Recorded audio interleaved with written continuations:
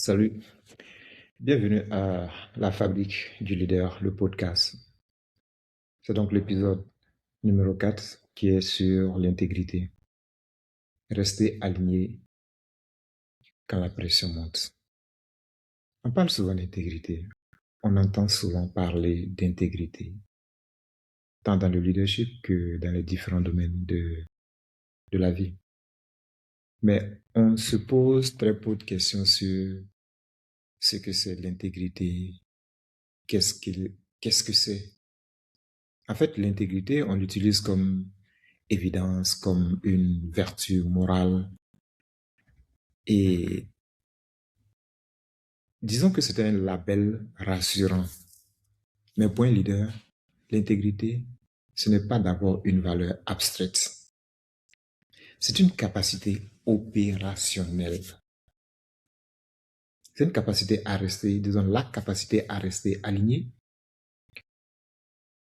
surtout lorsque les contraintes s'accumulent. Lorsque les compromis deviennent absolument tentants, c'est là que l'intégrité devient importante dans la vie du leader. Lorsque la pression pousse à se renier, souvent par petites touches presque invisibles. Donc aujourd'hui, je ne veux pas parler d'intégrité comme d'un idéal moral. D'ailleurs, je parle très peu de morale, je parle de structure. Je veux donc parler d'intégrité comme un mécanisme intérieur de stabilité. Parce qu'en réalité, la question n'est pas de savoir si vous avez des valeurs. Vous en avez certainement. La vraie question, c'est de savoir si tu restes fidèle à ta ligne quand le coût augmente. Et le coût augmentera s'il y a des enjeux. Donc l'intégrité, voyons d'abord quelque chose qu'on met de côté. Beaucoup de personnes pensent que c'est être parfait. Non, c'est un malentendu. L'intégrité, ce n'est pas de la perfection. Ce n'est pas d'être infaillible. En fait, le leader, il peut se tromper. Il peut faire une mauvaise lecture stratégique. Il peut donc ajuster sa position. Il peut changer d'avis. Mais changer d'avis, ce n'est pas un manque d'intégrité. Et c'est parfois même un signe de maturité. Donc l'intégrité ne concerne pas l'erreur. Où donc trouve-t-on l'intégrité? Dans la cohérence donc consciente. Donc c'est la fidélité à la ligne intérieure que nous avons clairement identifiée. Le problème, comme je l'ai dit, ce n'est pas de ne pas faire des compromis. Le leadership est fait de compromis, sinon il ne serait que rigidité. Le vrai problème, c'est de ne plus savoir à quel moment le compromis devient compromission. Et c'est à ce moment-là que l'érosion commence. Les petites ruptures invisibles. Parce que l'intégrité ne se perd jamais d'un coup. Elle va progressivement. D'abord, il y a des petites ruptures qui sont souvent invisibles. Ce n'est pas brutal, c'est une érosion. Là, comme l'adage qui parle de l'eau qui tombe goutte à goutte et qui finit par percer le grand rocher. C'est des petits moments de renoncement justifié, des petits silences stratégiques, des décisions prises pour le bien du système, mais contre sa boussole intérieure. Cela commence souvent ainsi. On se dit, c'est pas idéal, mais c'est pas grave. J'ai pas le choix. Je réglerai ça plus tard. Ce n'est qu'une exception. C'est la première fois. Et chaque rupture est minime. Mais les ruptures s'additionnent. Revenons encore. Avant de continuer, je vais répéter que les compromis ne signifient pas directement des manques d'intégrité. Il s'agit de savoir quand la ligne entre compromis et compromission devient, devient floue. Oui, floue. Lorsque la ligne entre compromis et compromission devient floue, on est là dans l'érosion de l'intégrité. Donc, lorsque on a ces petites touches de renoncement qui s'additionnent, chaque rupture est une toute petite rupture, mais le leader s'éloigne de lui-même. Donc, le problème, ce n'est pas seulement moral ou même moral, c'est un problème structurel. À chaque petite rupture, vous affaiblissez votre centre de gravité. Et un jour, vous prenez une décision et quelque chose en vous résiste. Vous avancez quand même. Vous regardez votre trajectoire et vous ne reconnaissez même plus vous-même dans vos propres décisions. Et là, c'est la perte d'intégrité. Ce n'est pas l'erreur visible, c'est l'écart visible entre ce que vous savez juste et ce que vous faites. C'est là la perte d'intégrité. Mais une question qui suit, c'est ça, c'est comme si il n'y a pas de neuf. On sait qu'on fait des petits compromis, des petits renoncements, et ce que je viens de dire, est peut-être le plus subtil et ce à quoi il faut faire attention, c'est que tout ça, ça s'accumule et, et chaque petite accumulation fait une petite distance avec votre centre de gravité. Et à un certain moment, il y a vraiment l'absence d'intégrité parce que vous arrivez à un point où vous ne vous reconnaissez plus vous-même. On se pose donc la question de savoir comment est-ce que les leaders vont jusqu'à aussi loin. Ce qu'il vient à comprendre, c'est que contrairement à ce que beaucoup de personnes pensent, les leaders ont des valeurs personnelles. Ce n'est pas par manque de valeurs que les leaders cèdent. Ils cèdent par la fatigue. Il y a la fatigue relationnelle. Il y a la fatigue politique, la fatigue émotionnelle. Donc rester aligné, ça demande de l'énergie. Chaque fois qu'on dit non, on crée de la tension. Chaque fois qu'on ralentit, on frustre certaines personnes. Et chaque fois qu'on refuse un gain rapide, là, on est en train de décevoir un investisseur, un partenaire, une équipe. On déçoit. Et la plupart du temps, les leaders cèdent simplement pour préserver la paix. C'est pas par corruption, comme on le dit souvent. Ce n'est même pas par cynisme, comme certains aussi le pensent. Ils pensent que c'est parce que les leaders perdent leur valeur morale, n'ont plus de dignité. Non, ce n'est pas ça. C'est la fatigue, qui n'est pas par corruption ni par cynisme. Vous pouvez même comprendre qu'à certains niveaux, beaucoup de personnes n'ont pas besoin de corruption. Mais la fatigue, la tension, les pertes relationnelles sont toujours en jeu. Et donc, pour éviter le conflit, pour éviter la désapprobation, pour éviter l'isolement, le leader fait ce genre de concession. Donc, l'intégrité, parfois, il faut comprendre que ça isole. Parce que ça oblige à poser des limites, à maintenir une ligne, même lorsque personne ne dit bravo, personne n'applaudit. Et cette solitude-là, c'est ce qui est rarement discuté dans le cadre du leadership. On parle beaucoup de vision, on parle de performance, on parle d'impact et on parle peu de la tension intérieure. Cette tension intérieure que le leader vit lorsqu'il choisit, lorsqu'il a un choix à faire entre l'efficacité immédiate et la cohérence profonde. De là, vous comprenez déjà que l'intégrité a un coût. Oui, soyons lucides. L'intégrité a un coût. Quels peuvent être les coûts de l'intégrité? Ça peut coûter une opportunité, elle peut coûter une alliance, elle peut coûter une croissance plus rapide. Mais l'absence d'intégrité, je dirais que ça a un coût encore plus élevé. Parce que elle coûte intérieurement, la confiance intérieure.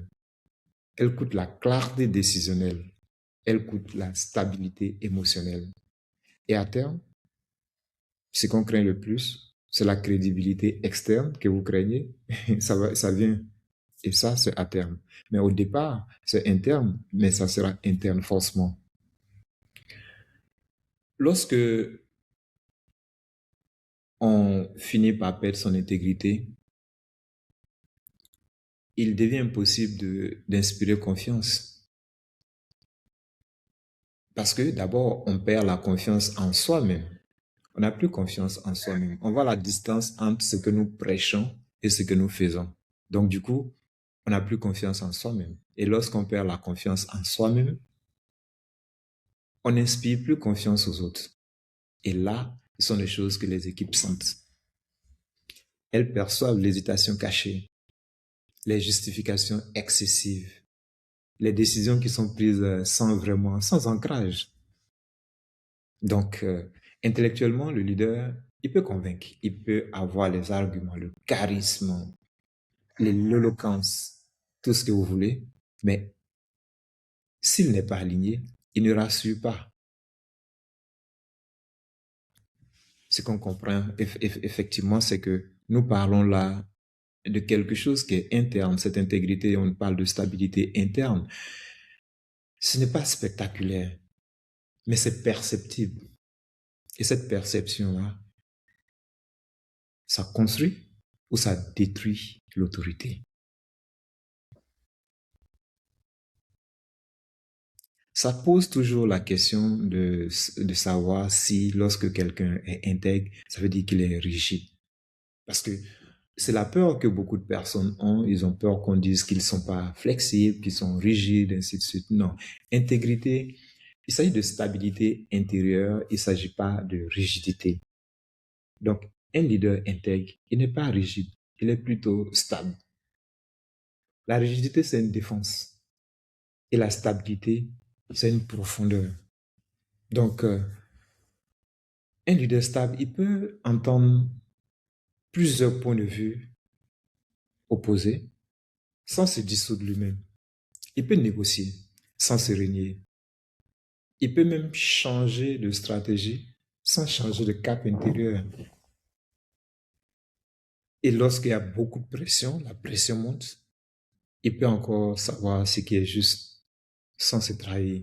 Donc la différence, elle est subtile, mais elle est fondamentale. Là où la rigidité, c'est de la défense, où c'est plus mené par des mécanismes qui sont, j'allais dire, négatifs, autodestructifs, parce que il y a de la peur, hein. Il y a la peur de perdre ceci, la peur de cela, mais l'intégrité, c'est plus la stabilité qui est une profondeur et qui permet que on puisse entendre des points de vue opposés. On ne se dissout pas, on peut négocier sans se renier. Lorsque la pression monte, quel que soit le niveau de pression, on arrive à pouvoir garder la ligne, savoir ce qui est juste. C'est une différence. Réfléchissez-y. La rigidité ne peut pas accepter le dialogue parce qu'elle est fragile. Mais la stabilité accueille le dialogue, mais ne perd pas son sens.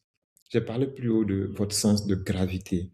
C'est un élément important dans la stabilité de la structure que nous sommes. Et nous parlons de structure mentale qui se reflète dans ce que nous faisons en tant que leader.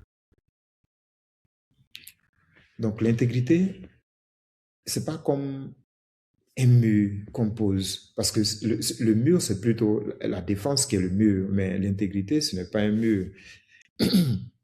C'est un axe qui est clair pour nous-mêmes, et la pression extérieure ne déforme pas cet axe-là.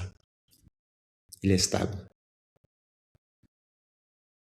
Vous allez me dire, oui, c'est bien, mais comment est-ce que sous la pression, malgré la pression qui peut être très forte, dans certains environnements de leadership ou dans certaines situations où le leader se trouve, la pression peut être très forte. Comment préserver donc cette intégrité-là?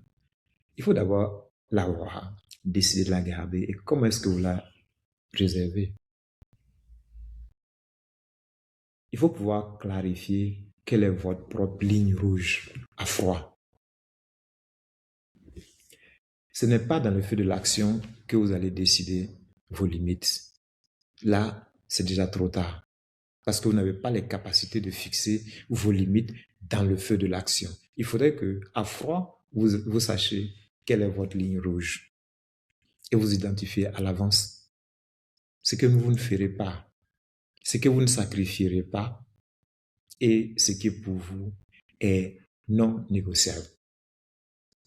Du coup, vous savez où vous êtes, vous savez quel est votre axe.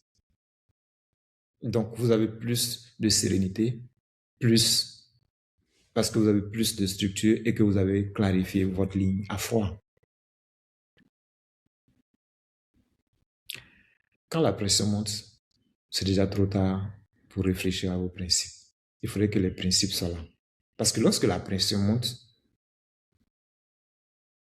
vous pouvez commencer à négocier avec vos principes. Et certainement, la pression va gagner. À chaud, la pression va gagner. Si vous commencez à négocier avec vos principes sous la pression. Mais lorsque vous les avez établis à froid, vous savez quels sont ces principes-là et vous savez qu'est-ce qu'il y a. Vous agirez par réflexe. Et le réflexe, dans la pression, s'il n'est pas structuré, il est dicté par la peur ou bien par l'urgence. Mais sachez que ce que vous percevez comme urgent, ce que vous percevez dans la peur n'est que perception. Et lorsque vous avez la stabilité et la froideur, disons, le calme nécessaire, vous arrivez effectivement à prendre des décisions réflexes qui sont dans la ligne de vos principes. Donc la première chose, c'est de pouvoir définir à froid quels sont ces principes-là. La deuxième chose, c'est de voir les micro-dissonances. Après certaines décisions, posez-vous une question simple. Est-ce que je suis en paix avec cette décision-là? Ne vous posez pas la question de savoir si c'est rentable, mais plutôt la question de savoir si c'est une question, si c'est stratégique. Est-ce que cette question, vous posez la question, cette décision que je viens de prendre, est-ce que je suis en paix avec elle? Est-ce qu'elle est stratégique? Pas si elle est rentable. Parce que beaucoup de choses sont rentables, mais stratégiquement fausses. L'autre question, c'est de savoir, est-ce que elle est alignée? Parce que vous entraînez à garder la ligne, cette ligne que vous avez définie. Donc, il faut avoir une ligne, il faut pouvoir voir les micro-dissonances par rapport à cette ligne, puisque, comme j'ai dit plus haut, c'est par petit compromis que vous allez loin de votre centre de gravité. Donc, quand vous posez des questions sur les petites dissonances, ça vous permet de revenir. Lorsque vous avez pris une décision qui n'est pas alignée, il ne s'agit pas de l'étouffer. Prenez conscience, analysez-la, revenez. Revenez, reconnaissez que vous l'avez fait, ça vous permettra de corriger la prochaine fois. Acceptez aussi, disons, un autre point donc, qui sera donc, il y aura de la tension, effectivement. Vous avez de la tension interne. C'est pas parce que vous avez de l'intégrité que vous n'avez pas de tension interne. Et lorsqu'il y a une tension interne, vous l'assumez. Vous assumez, par exemple, que dans certains contextes, vous n'êtes pas en train de chercher à être aimé de tous. Dans ce cas, vous finirez par vous ajuster à chacun. Je ne dis pas que vous devez chercher à ne pas être aimé. Si cela fait partie de ce que vous faites, vous allez le faire. Mais vous savez, dans certaines situations, vous savez aussi que vous savez ce qui compte. C'est clair et vous l'assumez. C'est ça qui fait votre stabilité. Vous resterez donc aligné. Donc un leader qui reste donc aligné, il accepte que certaines de ses décisions créent une distance, créent de la tension. Mais il ne cherche pas la confrontation. Il ne cherche pas, il n'est pas à la recherche de la confrontation. Il sait simplement qu'il y a certaines décisions qui vont créer de l'inconfort et il ne fuit pas l'inconfort. Et du coup, il n'a même pas peur de cet inconfort-là. Pourquoi est-ce que l'intégrité aussi est importante dans cette stabilité? Parce que c'est une fondation de votre autorité. L'autorité durable ne vient pas du poste, ne vient pas du statut. Elle vient de la cohérence. Vous avez une cohérence répétée, vous établissez votre autorité. Mais quand un leader n'est pas prévisible dans ses principes, l'environnement autour de lui est instable parce qu'on ne sait pas, on ne sait jamais. Et lorsque le leader est prévisible dans ses principes, l'environnement autour de lui aussi se stabilise. Même ceux qui ne sont pas d'accord, ils savent à quoi s'attendre. Et cette prévisibilité crée plutôt de la sécurité. Lorsque un leader, par contre, il fluctue sous la pression, vous savez que l'environnement devient un climat, il crée un climat d'incertitude. Donc, l'intégrité, il faut savoir que c'est une base de l'autorité. Elle crée la stabilité interne, mais aussi que la stabilité de l'environnement du leader, parce que les autres arrivent à savoir ce à quoi ils doivent s'attendre. Lorsque la base est floue, évidemment, la confiance s'effrite, l'autorité s'effrite, quel que soit le titre qu'on vous donne, quelle que soit l'autorité formelle qu'on vous donne. Je pourrais donc conclure en disant que l'intégrité n'est certainement pas spectaculaire, elle est souvent évoquée, peu définie, elle est peu définie, mais souvent évoquée. Il se trouve qu'elle ne fait pas toujours la une, elle ne génère pas souvent d'enthousiasme parce que elle n'est pas comme certains aspects bien visibles du leadership qui sont les plus attrayants. Mais elle est structurante. C'est même la colonne vertébrale invisible du leadership. Sans elle, le succès est fragile. Sans intégrité, vous avez un succès fragile. Mais avec elle, avec de l'intégrité, même les échecs deviennent cohérents. Donc, pour vous laisser, je ne vais pas dire est-ce que la question ce n'est pas de savoir est-ce que je suis intègre ou bien je ne suis pas intègre. Lorsque la pression monte, la question c'est de rester aligné, c'est de se poser la question est-ce que je suis encore aligné, est-ce que je suis aligné. C'est là que ça se pose. Ne vous mettez pas une étiquette, je suis intègre, je suis pas intègre. Non, ce n'est pas de ça qu'il s'agit. Il ne s'agit pas de se poser des étiquettes. Il s'agit de comprendre la dynamique dans laquelle on est en tant que leader. Et cette dynamique-là demande que vous puissiez clarifier un certain nombre de choses à vous-même pour votre stabilité interne et la stabilité de l'environnement et la capacité à pouvoir traverser la pression. Donc, restez aligné. On reviendra sur l'alignement certainement.